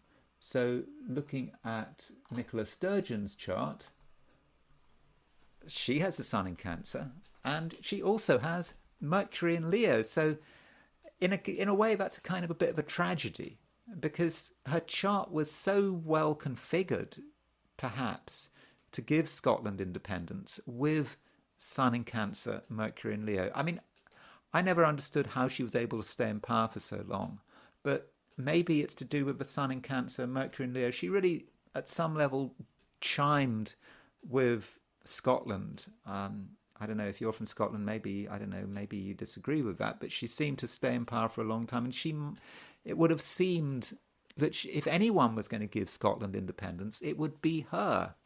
With her Sun in Cancer, Mercury in Leo, like Robert the Bruce, and also Sun in Cancer, Mercury in Leo, as was the case during the Battle of Bannockburn. So I think because of that, there is a bit of a tragedy there.